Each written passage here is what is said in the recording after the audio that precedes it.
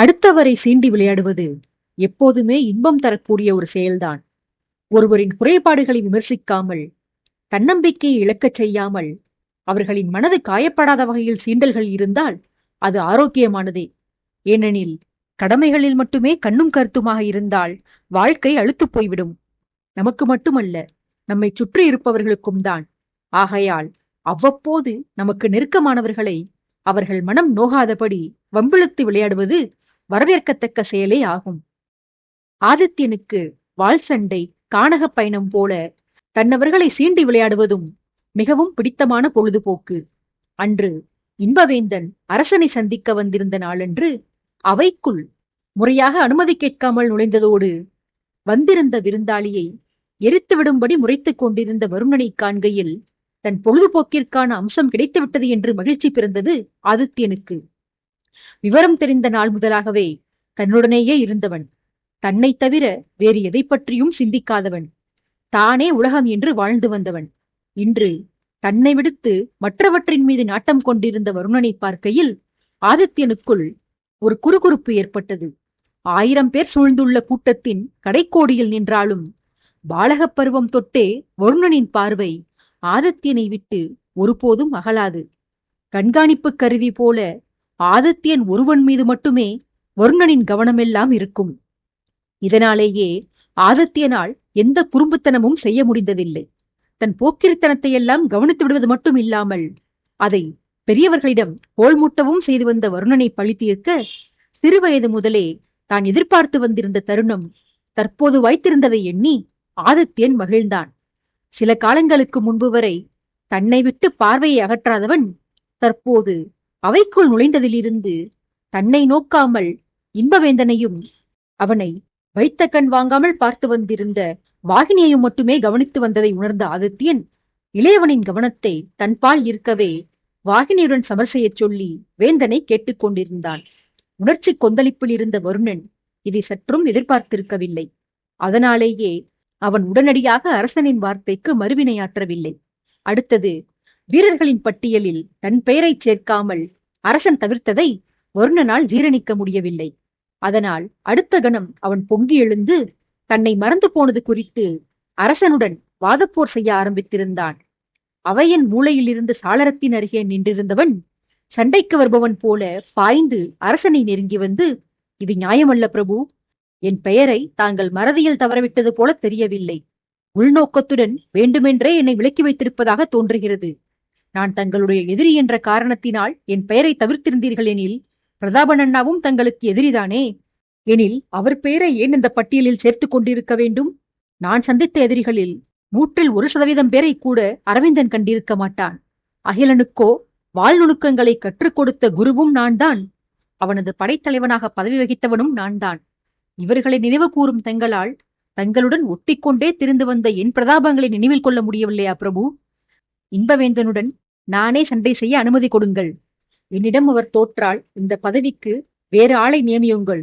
சேனாதிபதி ரஞ்சிதபுரிக்கே திரும்பிச் செல்லட்டும் என்று தன் கோரிக்கையை அதிகாரமாக கேட்டான் வருணன். ஆதித்யன் சில கணங்கள் யோசிப்பது போன்று பாவனை செய்து, உன் கோரிக்கை நியாயமானதான் வருணா. ஆனால் நடைமுறைக்கு அது சாத்தியமில்லை. வென்றவர்கள்தான் பதவியில் தொடர வேண்டுமெனில் நீயும் வாகினியும் உங்கள் பணிகளில் தொடர்ந்திருக்க முடியாது. வாகினியை அதிகாரியாக தேர்வு செய்த நாளென்று உங்கள் இருவரிடமும் ஒரே சமயத்தில் நான் மோதினேன். நீங்கள் இருவருமே என்னிடம் தோற்றுவிட்டீர்கள். தோல்வி கண்டவர்கள் பதவியேற்க முடியாதெனில் உங்கள் எல்லோரையும் தோற்கடித்த நானே நாட்டில் எல்லா பதவிகளையும் ஏற்றுச் செய்து வர வேண்டும். ஆனால் நான் மட்டுமே வெற்றி வீரன் கிடையாது. இன்றோ நாளையோ என்னையும் தோற்கடிக்க ஒருவன் வருவான். எனக்கு மேல் அவன் வீராதி வீரனாக விளங்குவான். அப்படியொருவன் வந்து என்னை வெற்றி கண்டால் எவனோ ஒருவனான அவனுக்கு என் அரியாசனத்தை தாரை வார்த்துவிட்டு நான் விலகி போய்விடுவேனா என்ன? முடியாதல்லவா? வல்லவனுக்கு வல்லவன் வையகத்தில் இருக்கத்தான் செய்வான். எல்லோரையும் வெற்றி காணும் அந்த இறுதி மனிதனை தேடிக் கண்டுபிடித்து அவனையே பணியமர்த்தி கொள்ள வேண்டுமெனில் வாழ்க்கை முழுவதும் போட்டியை நிகழ்த்தி கொண்டுதான் இருக்க வேண்டும். பொறுப்புக்கு எவரையும் தேர்ந்தெடுக்க முடியாது. ஆகையால் நீ கூறுவது ஏற்புடையதல்ல வருணா. வேந்தனின் வீரத்தை நான் பரிசோதிக்க வேண்டும். அதே நேரத்தில் என் விருந்தாளியான அவரது இச்சையும் தீர்த்து வைக்க வேண்டும். அவர் ஆசைப்படுவது வாகினியுடன் சண்டை செய்வதை. வாகினிக்கு இதில் விருப்பம் என்றால் போட்டியை நிகழ்த்தலாம் என்று கொந்தளிப்போடு வாதம் செய்து வந்த வருணனை விஷமச்சிரிப்புடன் நோக்கியபடியே பேசி வந்தான் அரசன். வருணனோ எரிச்சலுடன், வாகினியின் விருப்பமா? என்றைக்கு அவளுக்கென்று தனிப்பட்ட விருப்பம் இருந்திருக்கிறது? தங்கள் ஆசைகள்தான் அவளுடைய விருப்பங்கள், தங்கள் ஆணைகள்தான் அவளுடைய கடமைகள். தங்களை மகிழ்விப்பதையே வாழ்வின் லட்சியமாக ஏற்று வாழ்ந்து வருகிறாள். பக்தி வெறி பிடித்த மிருகம் அவள் என்று கண்கள் சிவக்க வாகினியை முறைத்தவாறே கோபத்தில் பற்களை கடித்த வண்ணம் சத்தமாக முணுமுணுத்தான். அரசனின் கட்டளை ஒன்றே வாகினி செயலாற்றுவதற்கு போதுமானதாக இருக்க, கூடவே வருணனின் மறுப்பும் வேறு பெண்ணவளுக்கு அரச கட்டளையை ஏற்றுச் செய்வதற்கு உந்துகோலாக அமைந்தது. ஆதலால் வாய்ப்பை தவறவிட்டுவிடக்கூடாது என்ற ஆர்வத்தில் அவள் அரசனிடம், வருணன் உரைப்பது முற்றிலும் சரியே பிரபு. என்றைக்கு எனக்கென்று தனிப்பட்ட விருப்பங்கள் இருந்திருக்கின்றன? எனக்கு விருப்பம் என்று ஒன்று இருந்தால் அது தங்களின் விருப்பத்தை நிறைவேற்றுவதே ஆகும். சேனாதிபதியுடன் நான் சண்டை செய்ய தாங்கள் ஆணையிட்டால் இந்த கணமே நான் தயார் பிரபு. தங்கள் ஆணைக்காக காத்திருக்கிறேன் என்று வீராவேசத்துடன் மொழிந்தவள் சண்டைக்கு ஆயத்தமாக உள்ளதை குறிப்பிடும் வகையில் தன் உடைவாளின் பிடியில் கை வைத்து அதை உருவத் தயாராக இருப்பது போல் நின்றிருந்தாள் வாகினி. வாகினிக்கு அரசன் பதிலளிக்கும் முன்பாக வருணன் விரைந்து செயலாற்றினாள். வாகினி பேச பேச அவளது வீரத்தைக் கண்டு பெருமிதத்துடனும் ஈர்ப்புடனும் பெண்ணவளை வேந்தன் ரசித்துக் கொண்டிருந்த காட்சி வருணனுக்குள் பொறாமை தீயை தூண்டிவிட்டிருந்தது. அதனால் அவன் அரசனின் பேச்சில் குறுக்கிட வேண்டியதாயிற்று. அவதியுடன் அரசனை நோக்கியவன், வாகினியுடன் வேந்தன் போட்டி போட என்ன அவசியம் பிரபு? அவரை மெய்க்காவல் தளபதியாக நியமிக்கப் போகிறீர்களா அல்லது அந்தப்புற காவல் அதிகாரியாக நியமிக்கப் போகிறீர்களா? மெய்க்காவல் படைக்கு தலைவனாக வென்றால் அந்த பொறுப்பை சார்ந்தவர்களுடன் தானே வேந்தன் சண்டையிட வேண்டும். அப்படி பார்த்தால் முறைப்படி அவர் என்னுடன் தான் சண்டை செய்ய வேண்டும். என்னை வேண்டாம் என்றால் எனக்கு அடுத்தபடியாக அந்த பதவியை வகித்த அகிலன் ராகவனுடன் தானே போட்டி போட வேண்டும். அகிலனுக்கு சந்திரபுரி இளவரசியுடன் திருமணம் பேசிவிட்டு வந்திருக்கிறீர்கள். இச்சமயத்தில் அவன் காயம்படுவது சரியல்ல. ராகவனை எடுத்துக்கொண்டால் அவனோ பயில்வானாக நாட்டை விட்டு ஓடியவன். பல நாட்களாக உணவு ஓய்வின்றி பாவப்பட்ட ஜென்மமாக திரும்பி வந்திருக்கிறான். சௌபவதத்தில் அத்தை மாமாவின் கையால் வகை வகையாய் விருந்துண்டு புஷ்டியாக வந்திருக்கும் சேனாதிபதியுடன் பட்டினி கிடந்து வந்த ராகவன் எப்படி மோத முடியும்? இதற்கு ஒரே தீர்வு நான் தான் பிரபு. வேந்தனுடன் நானே சண்டை புரிய அனுமதி அளியுங்கள் என எங்கோ ஆரம்பித்து சுற்றி வளைத்து பேச்சை தன்னிடத்திலேயே கொண்டு வந்து நிறுத்தினான் வருணன். இளையவனின் அவஸ்தைகளைக் கண்டு உள்ளுக்குள் நகைத்தபடி அமைதி காத்திருந்த ஆதித்யன் ராகவனை பார்த்து ஏதோ கஞ்சாடை செய்தான். தன்னை பேசச் சொல்லி வருணனின் தவிப்பை தூண்டிவிடுவதுதான் ஜாடைக்கான பொருள் என்று உணர்ந்து கொண்ட ராகவன் வருணனுக்கு மறுமொழி கூற ஆரம்பித்தான். அரசனை பற்றி, அவனது குறும்புகளைப் பற்றி பல்வேறு நபர்களிடம் கேட்டறிந்து வந்திருந்த வேந்தன் இந்த ஜாடைகளை கவனிக்க தவறவில்லை. ஆகவே ராகவன் செயலாற்றும் முன்பாக தானாகவே அரசனின் இச்சையை நிறைவேற்ற முந்திக் கொண்டான். வருணனை நோக்கியவன், தளபதி ராகவன் வாடியிருப்பது அவர் தோற்றத்திலேயே தெரிகிறது வருணரே. அவர் பல நாட்கள் அலைச்சலில் வாடியிருக்கலாம், அதை நான் மறுக்கவில்லை. ஆனால் நானும் நேற்று காலை சௌபவதத்தில் இருந்து கிளம்பி இன்று இங்கு வந்து சேர்ந்து விடவில்லை. என் அத்தை வீட்டில் நான் விருந்துணவு உண்டது ஒரு நாள் மட்டுமே. அந்த சம்பவம் நிகழ்ந்தும் பல வாரங்கள் கடந்துவிட்டன. சௌபவதத்தில் இருந்து கிளம்பிய நான் வசுமித்ரா தோறும் பயணப்பட்டு பலதரப்பட்ட மக்களை சந்தித்து நாட்டின் பாதுகாப்புகளை பற்றியெல்லாம் நேரில் பார்வையிட்டு மாற்றம் செய்யப்பட வேண்டிய, கவனிக்கப்பட வேண்டிய அம்சங்களை பற்றி குறிப்புகள் எடுத்துக்கொண்டு பிறகே இங்கு வந்து சேர்ந்திருக்கிறேன். நான் பயணம் வந்த பாதையில் எனக்கு ஆப்பமும் தேங்காய்ப்பாலும் கிடைக்கவில்லை. அதுபோல சட்டி நிறைய கரிச்சோறும் கிடைக்கவில்லை. வெறும் கிழங்குகளையும் கனிகளையும் தான் பெரும்பாலும் உண்டு பசி தீர்த்து வந்திருக்கிறேன். ஓய்வெடுப்பதற்கு கோட்டையின் மாடியில் நந்தவனக்குலத்துடன் கூடிய பிரம்மாண்ட மாளிகையின் பட்டு மஞ்சமெல்லாம் எனக்கு கிடைக்கவில்லை. வெட்ட வெளியில் பாறை மீது பல சமயங்களிலும், வீடுகளின் திண்ணைகளில் கொசுக்கடியில் சில சமயங்களிலுமே படுத்துறங்க வாய்ப்பு கிடைத்தது. ஆகவே நான் சௌகரியமாக பயணப்பட்டு வந்திருக்கிறேன் என தாங்கள் எண்ண வேண்டாம். அதிகாரி வாகினியுடன் சண்டை செய்ய சொன்னாலும் சரி, முன்னாள் தளபதி ராகவனுடன் போட்டி போடச் சொன்னாலும் சரி, நான் எதற்குமே தயார்தான் என்று தன் பங்குக்கு தானும் வருணனை வம்பிழுத்தான். வாகினியின் பெயரை குறிப்பிட்ட மனிதனை பல்லை உடைத்து பழிவாங்க வேண்டும் என்ற ஆத்திரம் பொங்கியது வருணனுக்கு. ஆனால் அதை உடனுக்குடனே செய்தால் அரசரின் தண்டனையை பெற வேண்டியதிருக்கும் என்று அஞ்சியவன், சண்டை போட்டி துவங்கட்டும், எதிரியின் பல்லை என்ன, சகல பாகங்களையும் உடைத்து விடுவோம் என மனதிற்குள் திட்டம் போட்டுக் கொண்டான். வருணனின் மன ஓட்டத்தை கலைக்கும் வகையில் ராகவன் குறுக்கிட்டு, தளபதி கூறுவது உண்மைதான் பிரபு. நான் அசதியில் இருப்பது சத்தியம்தான். சண்டையிட என் உடலில் தற்போது வலுவில்லைதான் என்று ஆரம்பித்தான். ராகவன் தன் கருத்தை முடிக்கும் முன்பே அவன் பேச்சில் குறுக்கிட்ட வருணன் ராகவனை தட்டிக் கொடுத்து, அருமையடா தம்பி, இதைத்தான் நானும் கூறுகிறேன். நீ சண்டையிட்டு உடலை கெடுத்துக் கொள்ளாதே. சென்று சைலண்ட் மாளிகையில் ஓய்விடு. மதியத்திற்கு கோழிக்குழம்பும் தேங்காய் எண்ணெயில் பொரித்த மீன் துண்டங்களையும் அனுப்பச் சொல்லியிருக்கிறேன். அவற்றில் 1/4 பாகத்தை நீ உண்டுவிட்டு மீதி 3/4 பாகம் உணவை எனக்கு வைத்துவிட்டு அயர்ந்து கண்ணுறங்கு. அண்ணன் விருந்தாளி வேந்தனை வெற்றி கொண்டு விட்டு உன்னை வந்து சந்திக்கிறேன். இரவு உணவுக்கு என்ன வரவழைப்பது என்று அப்போது ஆலோசிக்கலாம். இரவு உணவிற்கு சொல்லி அனுப்பிய பிற்பாடு இருவரும் தாயம், பல்லாங்குழி, தட்டாங்கல் என நிறைய விளையாட்டுக்களை ஆடலாம். கூடவே பரமபதமும். அவ்விளையாட்டுக்கள் ஆடத் தெரியவில்லை எனில் வருந்தாதே. அண்ணன் உனக்கு கற்றுக் கொடுக்கிறேன். சென்று சமர்த்த பிள்ளையாக உறங்க பார்ப்போம் என சிறு பிள்ளையிடம் கொஞ்சுவது போல பாசமாக பேசி ராகவனின் முதுகில் தட்டிக் கொடுப்பது போல அவனை அவையை விட்டு அப்புறப்படுத்தும் வகையில் தள்ளினான். ராகவனோ வருணன் தள்ளியும் நகர்ந்து செல்லாமல் தன் முதுகில் இருந்த வருணனின் கையை எடுத்துவிட்டு, நான் முழுமையாக முடித்துக் கொள்கிறேன் தளபதி.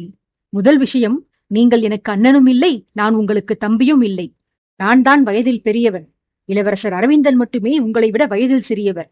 மற்றபடி நான், மாறன், அகிலன் அனைவரும் உங்களை விட மூத்தவர்கள்தான். உங்களுக்கு சீக்கிரமே முதுமை வந்துவிட்டதா என்று தெரியவில்லை. பெரியவர்கள் எங்களை சிறியவர்களாக காண்கிறீர்கள். அளவுக்கு அதிகமாக உணவுண்டால் சீக்கிரமே மூப்பு வந்து விடுவாம்.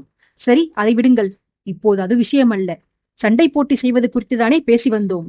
நான் அயற்சியில் இருப்பதால் இப்போதைக்கு சண்டை செய்ய முடியாதென்றுதான் கூறினேன். இன்னும் ஓரிரு நாட்கள் பிரபு எனக்கு அவகாசம் அளித்தால் என் உடலை தேற்றிக் கொண்டு நான் முன்பு போல மீண்டு வந்து விடுவேன். நல்ல ஆகாரங்களை புசித்தால் இழந்த சக்தி எனக்கு திரும்பி வந்துவிடும். ஆகாரத்திற்கு நான் தேடி அலைய வேண்டியதில்லை.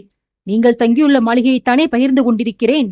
உங்களுக்கு வரும் உணவை ருசி பார்த்தாலும் முகர்ந்து பார்த்தாலுமே போதும். நீங்கள் சிந்தியது சிதறியதை உண்டால் எனக்கு பலம் பல மடங்கு பெருகும். 2 சட்டி சோறு உண்கிறீர்கள். அதில் அடியில் ஒட்டி கொண்டிருக்கும் உணவை உண்டே நான் பயில்வானாகி விடுவேன். ஆகையால் என் உடல் நலம் குறித்து நீங்கள் வருந்த வேண்டாம் தளபதி என்று அசதியிலும் அரசனின் கட்டளையை ஏற்று வருணனை சீண்டி வந்தான். ஆதித்யன் ராகவனிடம், உன் கருத்து சரியே ராகவா. நீயும் சேனாதிபதி வேந்தனுடன் வளப்பரட்சை செய்ய விரும்புகிறாய். அதில் தவறில்லைதான். ஆனால் நீ முழுமையாக ஆரோக்கியம் அடைந்த பின்பு போட்டியை நிகழ்த்தினால்தானே சண்டை சுவாரஸ்யமாக இருக்கும். உன் ஆசைக்காக நீ விரும்பியபடி 2-3 தினங்களுக்கு பிறகும் போட்டியை நிகழ்த்தலாம். அதே போல விருந்தாளியின் ஆசையை நிறைவேற்ற அவர் எண்ணியது போல வாகினியுடன் இன்றைக்கே சண்டை போட்டியை வைத்துக் கொள்வோம். ஏனெனில் வாகினியும் தீவிரமாக சண்டையிட்டு பலகாலமாகிறது. வஞ்சகி வைஷாலியை வாகினி அடித்து போட்டதற்கு பின்பாக நம் நாட்டில் வஞ்சகர்களின் உள்தாக்குதல்கள் கணிசமாக குறைந்துவிட்டன. இதனால் வாகினியின் வாளுக்கு பயிற்சி செய்வதைத் தவிர வேறு வேலை இல்லாமல் இருக்கிறது. ஆகையால் இன்றாவது அவளுடைய வாள் தன் பணியை செய்யட்டும் என்று ராகவனிடம் சொல்வது போல வேந்தன், வாகினி, வருணன் என மூவருக்கும் அறிவித்தவன் தான் ஆணையிட்டதற்கு இணங்க வேந்தனுக்கு வழங்குவதற்காக வாளையும் பணி நியமன ஆணையையும் கையோடு எடுத்து வந்திருந்த வீரனிடம், இந்த வாள்தான் எத்தனை மாந்தர்களின் இடைக்கட்சியை அலங்கரித்திருக்கிறது. இது உன் படைத்தலைவன் வருணனைத் தவிர வேறொருவனிடத்தில் செல்லும் என நான் எண்ணியதே இல்லையடா தம்பி. வருணனுக்கு பின்னால் அகிலனிடத்தில் சென்றது. அவனுக்கு பின்னால் ராகவனுக்கு வழங்கப்பட்டது. வாளை அறையிலேயே வைத்துவிட்டு பதவியை கூட முறையாக துறக்காமல் தப்பியோடிச் சென்ற ராகவனுக்கு பிற்பாடு இது சேனாதிபதி வேந்தனிடத்தில் செல்ல காத்திருக்கிறது. இன்னும் சில மணித்துளிகளுக்கு உன் கைகளிலேயே இந்த வாளை பத்திரமாக வைத்திரு. சண்டை போட்டி முடிந்த பின்னால் பொதுவெளியில் வைத்து அனைவர் முன்பாகவும் இவ்வாளை இன்பவேந்தனுக்கு வழங்கி ஊரறிய அவரை மெய்க்காவல் படைத்தளபதியாக பிரகடனப்படுத்துகிறேன் எனச் சொல்லி வெந்து கொண்டிருந்த வருணனின் வயிற்றில் வேலை பாய்ச்சினான் அரசன். சபையில் கூடியிருந்த அனைவரையும் சண்டை காட்சியை வேடிக்கை பார்க்க திடலுக்குச் செல்லச் சொல்லி ஆதித்யன் உத்தரவிட சபையே காலியானது. அனுப்பப்பட வேண்டிய மடல்களில் முத்திரை பதிக்க வேண்டியிருந்ததால் ஆதித்யனும் அவனுக்கு உதவி செய்ய அரவிந்தனும் மட்டுமே அவையில் இருந்தனர். வருணன் தான் இருந்த இடத்தை விட்டு அசையாது அரசனை வெறுத்திக் கொண்டிருந்ததைக் கண்டும் அதை சட்டை செய்யாத ஆதித்யனின் பாதுகாப்பை குறித்து அஞ்சியும் மெய்க்காவல் வீரர்கள் எந்நேரமும் வாளை உருவ தயார் நிலையில் இருந்தனர். அரவிந்தனோ வருணனை தான் கவனித்துக் கொள்வதாக கண் பார்வையில் சைகை செய்து வீரர்களை வெளியேறச் செய்தான். தலையை கோப்புகளில் இருந்து உயர்த்திய ஆதித்யன் அப்போதுதான் வருணனை கவனித்தவன் போல, என்ன வருணா, நீ செல்லவில்லையா? உன் முன்னாள் காதலி, உன் முன்னாள் மாணவி சண்டையிடவிருக்கிறாள். நீ சென்று அவளை உற்சாகப்படுத்த வேண்டாம்? செல்வதற்கு தயக்கமா? வா, நான் உன்னை அழைத்துச் செல்கிறேன் என கிண்டலாக கூறிக்கொண்டே ஆசனத்தில் இருந்து எழுந்து வருணனின் கழுத்தை சுற்றி தன் கையை போட்டு அவன் கழுத்தை பிணைத்தாற்போல் இளையவனை இழுத்துச் சென்றான் அரசன். வருணன் பேச முடியாமல் சிரமப்பட்டும் வாய்ப்போர் செய்வதை தொடர்ந்தான். நான் இத்தனை கோரியும் வாகினியுடன் அந்த தடியனை சண்டையிடச் சொல்கிறீர்கள். என் மீது உங்களுக்கு சிறிதும் கனிவு கிடையாதல்லவா? பேரை பாருங்கள், இன்பவேந்தனாம். இவனுக்கெல்லாம் யார் இந்த பேரை வைத்தார்கள்? இவன் எனக்கு கொடுக்கும் இம்சைகளுக்கு துன்பவேந்தன் என்றுதான் இவனுக்கு பேர் சூட்டி இருக்க வேண்டும்.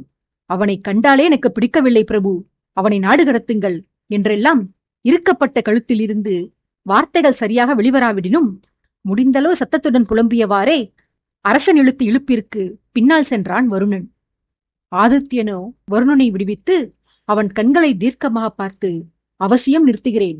உன் பிடிவாதத்தை விட்டொழித்து, உன் பகையெல்லாம் விட்டொழித்து மறுபடியும் உன் பழைய பொறுப்பை ஏற்றுக்கொள். என் மெய்க்காவல் தளபதியாக நீயே பொறுப்பேற்றுக் கொண்டு மீண்டும் உன் பணிகளை தொடரு. உன் சபதத்தையும் பழியையும் மறந்து நீ பதவியை ஏற்றுக்கொள்ள சம்மதித்தால் இப்போதே இந்த சண்டையை நிறுத்துகிறேன். எல்லா பிரச்சனைகளையும் சுமூகமாக தீர்த்து கொள்ளலாம். என்ன கூறுகிறாய், சம்மதமா என சிறியவனிடம் திடமான குரலில் கேட்டான். அரசன் கேட்டவுடன் வருணனுக்கு ஒரு கணம் மனம் தடுமாறியது. எல்லா கஷ்டங்களிலிருந்தும் விடுதலை பெற்று பழையபடி பணியை மேற்கொள்ளலாமா என்று அவன் மனமும் அலைப்பாய்ந்தது.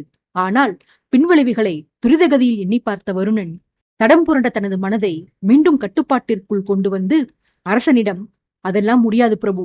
பகை வேறு, காதல் வேறு. அதனுடன் இதை சம்பந்தப்படுத்தாதீர்கள். என் சபதத்தில் நான் வென்றே தீருவேன்.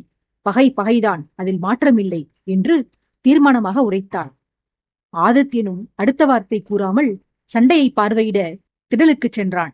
அங்கே வாகினி சண்டைக்கு பொருத்தமான உடையில் கையில் வாளுடன் அரசனின் வரவுக்காக காத்திருந்தாள். இன்பவேந்தனும் காற்றில் வாளை சுழற்றி பயிற்சி செய்தவாறு அரசனின் வரவை எதிர்நோக்கியிருந்தான். போட்டியை வேடிக்கை பார்க்க அங்கு பெரும் திரளே திரண்டிருந்தது. அரசன் அவ்விடத்திற்கு வந்து சேர்ந்த பிறகு சண்டை துவங்கியது. ஆரம்ப முதலே வாகினியின் கைதான் ஓங்கியிருந்தது.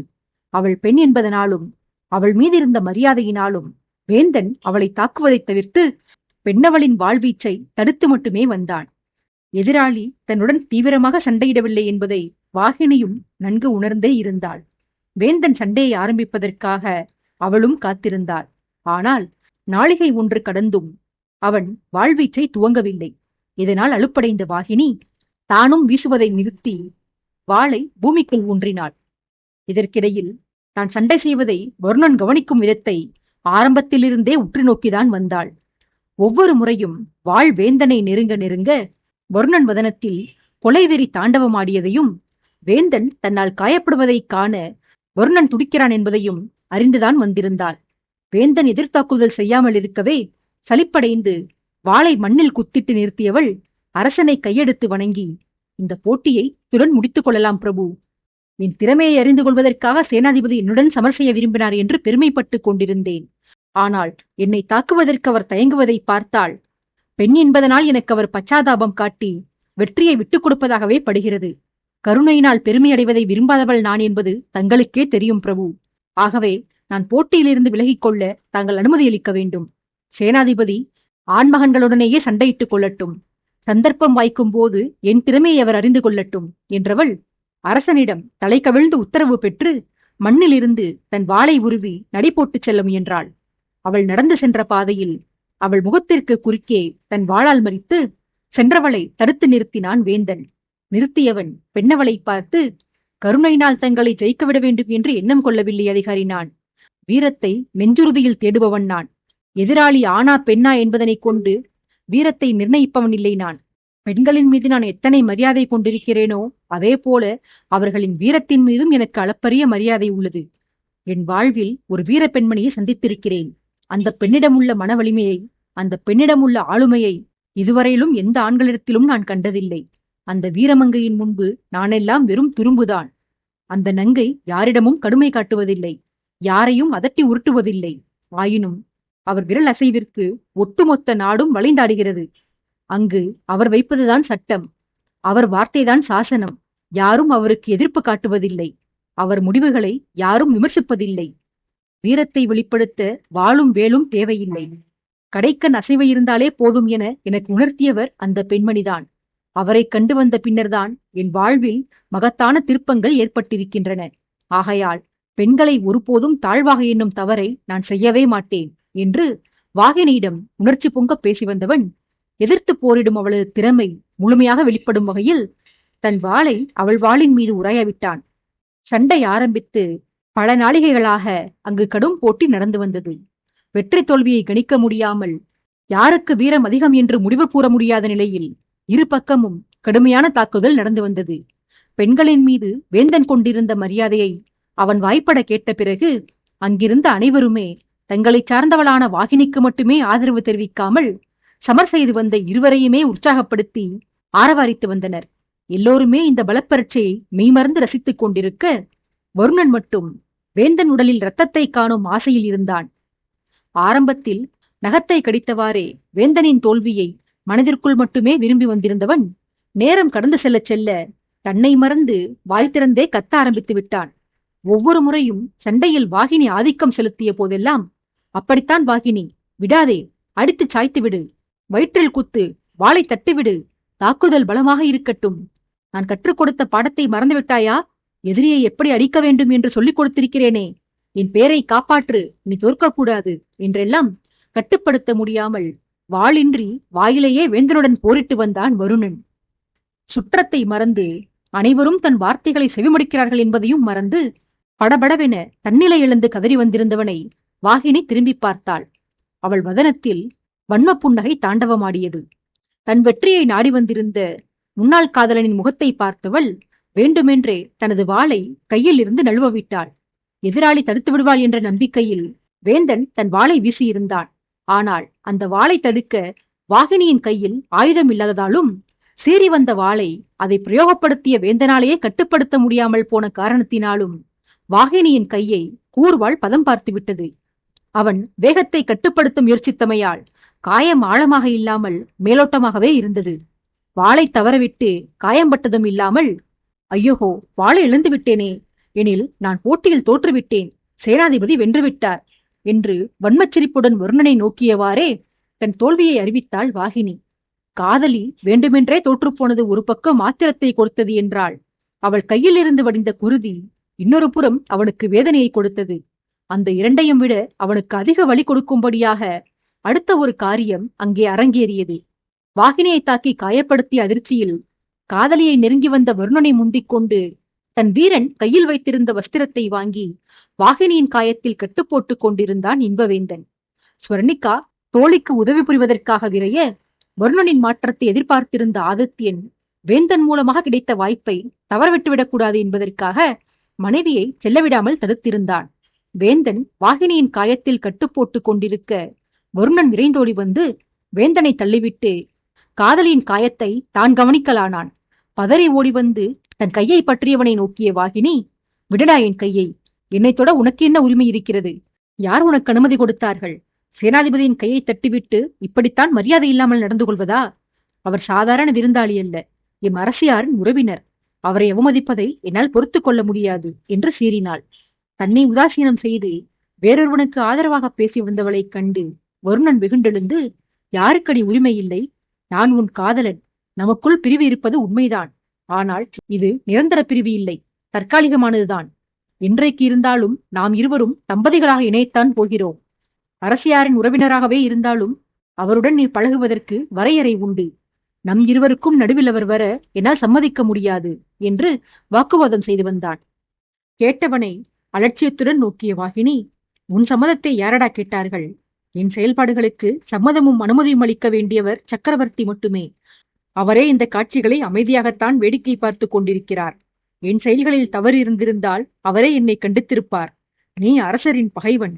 அரசரின் தீவிர பக்தையான எனக்கு சிகிச்சை செய்ய உனக்கு இருப்பதாக நீ கூறிக்கொள்ளும் உரிமை அவரை பாதுகாப்பதற்கென்றே கிளம்பி வந்துள்ள சேனாதிபதிக்கு இருக்காதா என்ன என்று தானும் பதிலுக்கு வாதம் செய்துவிட்டு எரிச்சலுடன் கழுத்தை திருப்பிக் கொண்டு அரசனிடத்தில் சென்றாள். நெருங்கி வந்தவளின் காயத்தை சோதித்த ஆதித்யன் வைத்தியரை வரவழைக்கும்படி சேவகர்களுக்கு உத்தரவிட்டுவிட்டு வாகினியை நோக்கி, அருமையாக சண்டை செய்தாயம்மா. உன் வாழ்வீச்சு தனித்துவமாக உள்ளது.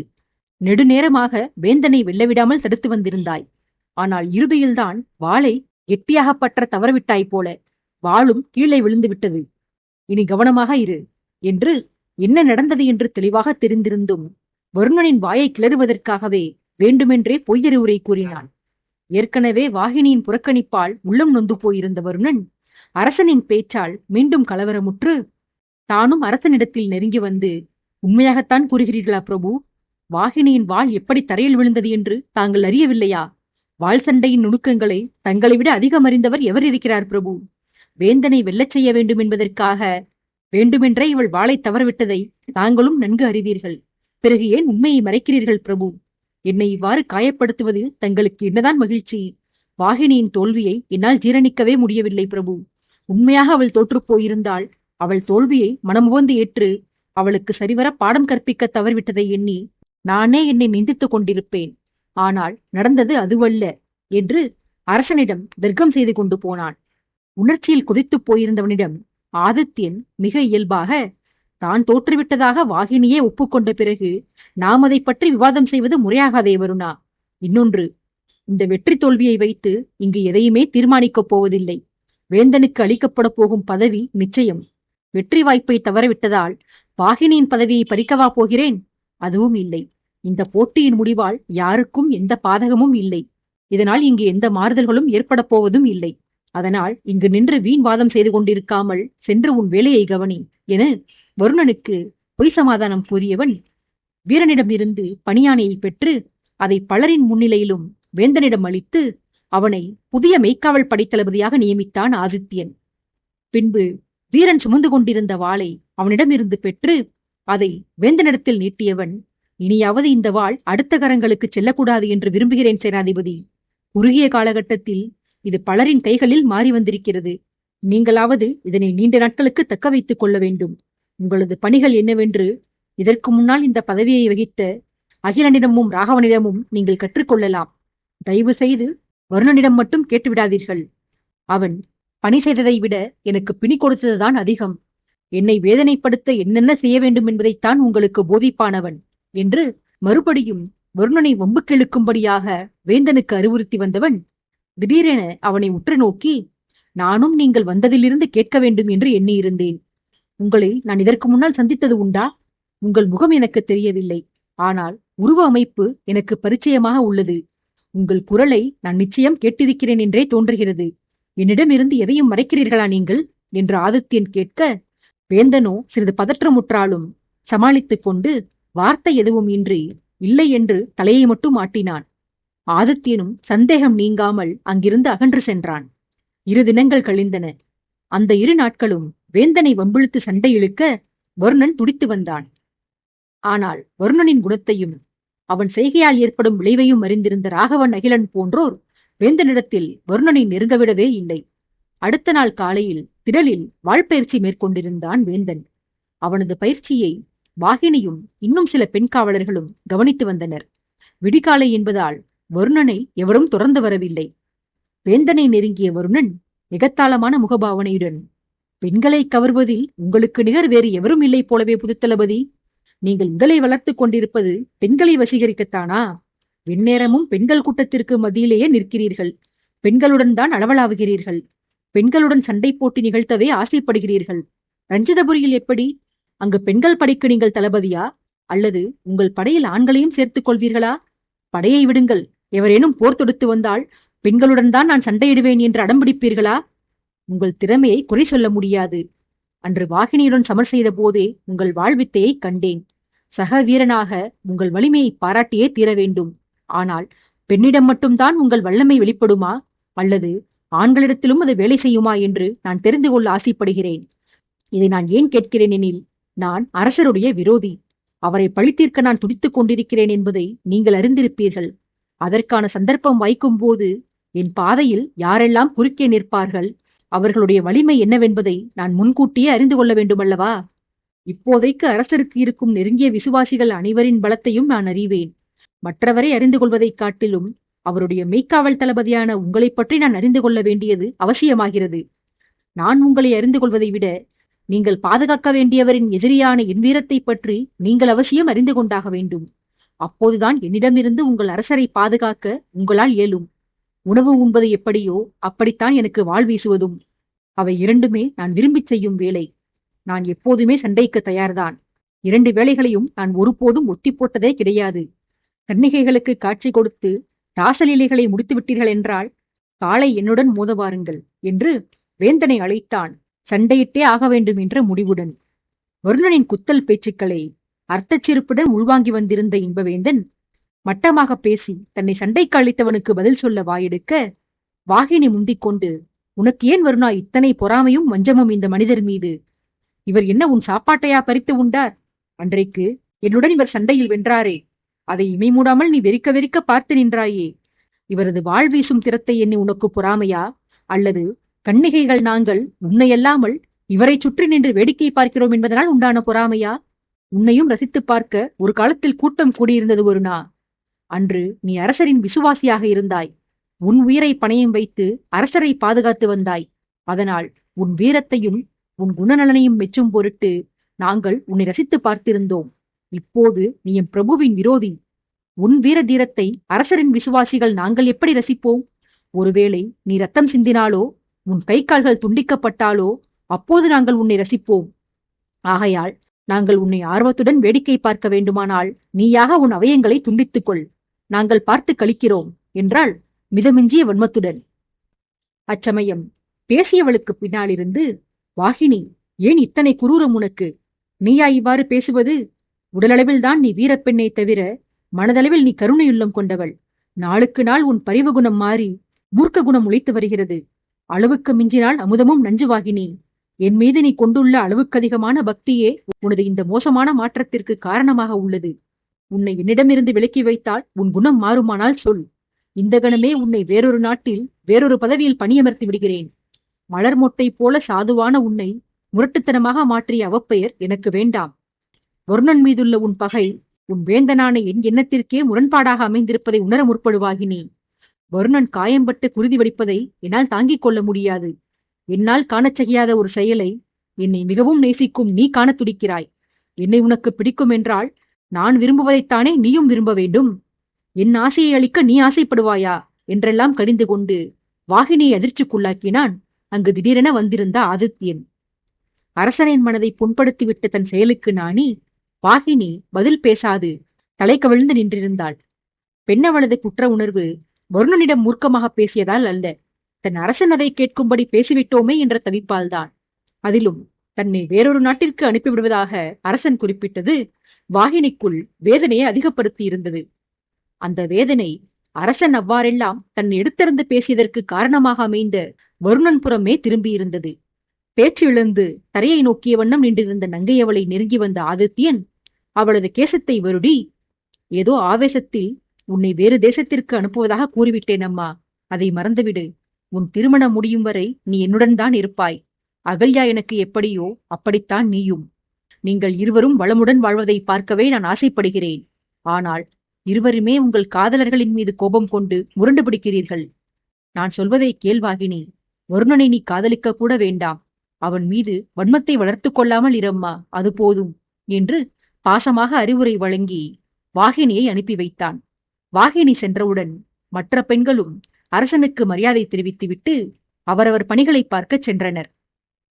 அங்கு நிலவி வந்திருந்த அசௌகரியமான சூழ்நிலையால் வேந்தன் வருந்தி அரசனுக்கும் வருணனுக்கும் தனிமை கொடுப்பதற்காக அவனும் ஆதித்யனிடம் விடைபெற்று சற்று தூரமாகச் சென்று தன் பயிற்சியை தொடர்ந்தான். அனைவரும் அகன்று சென்று வருணன் மட்டும் ஆதித்யனுடன் நின்றிருக்க, தன் தவறான செயலால் அரசனிடம் தான் பெறப்போகும் வசவுக்கு அஞ்சி படபடப்போடு நின்றிருந்தான் வருணன். அவனை பார்த்து ஆதித்யன் எரிச்சலின் உச்சகட்டத்தில், ஆம், செய்வதெல்லாம் செய்துவிட்டு இப்போது தலையை குனிந்து கொள்ளடா. உன் செயல்களை பார்க்கும் போது எனக்கே உன்னை அடித்து உதைக்க வேண்டும் என்று ஆத்திரம் வருகிறது. எத்தனை பேரிடம் இருந்தடா நான் உன்னை பாதுகாப்பேன். என்னவர்கள் எவரையும் விட்டு வைப்பதில்லை நீ. ஒவ்வொருவரிடமும் வலிய சென்று வாய் கொடுத்து வம்பையும் அவர்களின் விரோதத்தையும் விலைக்கு வாங்கி வருகிறாய் நீ. இப்படியே விட்டால் என் விசுவாசிகளால் உனக்கு ஏற்படும் சோக முடிவைக் கண்டு நான் வாழ்நாள் முழுவதும் கலங்கி நிற்க வேண்டியது வரும். உனக்கு தேவை என்ன? பழித்திருப்பதுதானே? உன் சபதத்தை நிறைவேற்றிக் கொள்வதுதானே? அதை உடனடியாகச் செய். உன் உயிருக்கு பாதகம் விளைவிக்கும் உன் விளையாட்டுத்தனங்களை சகித்துக் கொண்டு இனியும் என்னால் பொறுமை காக்க முடியாது வருணா. பார்க்கவ இளவரசர்களின் திருமணம் முடியட்டும். அரவிந்தனின் சிரசில் மணிமுடி ஏறிய பிறகு நாம் விரைந்து ஆதித்தபுரி செல்வோம். அங்கு சென்றவுடனே உன் எண்ணங்களை நிறைவேற்றிக்கொள். இனியும் என் பேச்சை கேட்க நீ மறுத்தால் பிறகு என் தண்டனைகள் மோசமாக இருக்கும். உனக்கு கருணை காட்ட மாட்டேன். எனக்கு வேண்டியது உன் நலம். என் விசுவாசிகளிடம் வதைப்படாமல் உன் உடலில் உயிரை தக்க வைப்பதற்காக உன்னை ரகசிய சிறையில் அடைத்து நானே அதை காவல் காக்கவும் செய்வேன். நினைவில் கொள். வேந்தனுடன் ஏன் தொடர்ந்து வம்புக்கு சென்று கொண்டே இருக்கிறாய்? அவர் சுவர்ணிகாவின் உறவினர் என்பதை நீ அறிய மாட்டாயா? வேந்தனை அவமானப்படுத்தும்படியான காரியத்தை இனியும் செய்யாதே.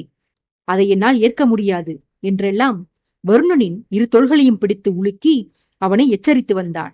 ஆதித்யனின் வசவுக்கு வருணன் பதில் சொல்லி வந்த வேளையில் வேந்தன் பயிற்சி புரிந்து வந்த திசை நோக்கி எதேச்சையாக ஆதித்யன் திரும்பினான். அங்கு அவன் கண்ட காட்சியை அவனாலேயே நம்ப முடியவில்லை. அடுத்த கணம் வருணனை விடுவித்து வேந்தனிடம் வேகமாக ஓடிச் சென்று அவனுக்கு மிக அருகில் இருந்து அவனை வெறுத்து பார்த்த ஆதித்யன், நீங்கள்தானா அண்ணா இது? நான் காண்பது கனவில்லையே. என் கண்களை என்னாலேயே நம்ப முடியவில்லை. எப்போது உங்களை சந்திப்பேன் என்று ஏங்கி தவித்து வந்தேன். நீங்களாக வந்து காட்சி கொடுப்பீர்கள் என்று நான் கருதியிருக்கவே இல்லை. நீங்கள் வந்திருப்பது ஒரு மகத்தான நோக்கத்துடன் தான். இன்னமும் எதற்கு இந்த வேஷம்? உங்கள் வேஷத்தை களைந்தெறியுங்கள். உங்களை பற்றிய உண்மைகளை உங்கள் வாய்ப்படவே எனக்கு தெரிவியுங்கள் அண்ணா. நான் உங்களிடம் கேட்க வேண்டிய கேள்விகள், தெரிந்து கொள்ள வேண்டிய செய்திகள் ஏராளமாக உள்ளன. உங்கள் முகத்திரையை நீங்கள் விளக்கினால் மட்டுமே என்னால் என் சந்தேகங்களுக்கு தீர்வு பெற்றுக் கொள்ள முடியும். கூறுங்கள், உண்மையில் நீங்கள் யார்? எதற்காக இங்கு வந்திருக்கிறீர்கள்? சௌபவத மன்னரின் ஆணையை ஏற்று மட்டும் நீங்கள் இங்கு வரவில்லை என்பதை நான் உணர்கிறேன். உங்களை முதன்முதலாக சபையில் சந்தித்த போதிலிருந்தே உங்கள் மீது எனக்கு ஐயம் இருந்து வந்தது. இன்றைக்கு அந்த ஐயம் தீர்ந்துவிட்டது. தாமதிக்காமல் உண்மையை கூறுங்கள் என்றெல்லாம் ஆர்வம் தாழாமல் பெரியவனின் தோளை பிடித்து உலுக்கியபடியே விசாரித்து வந்தான் ஆதித்யன்.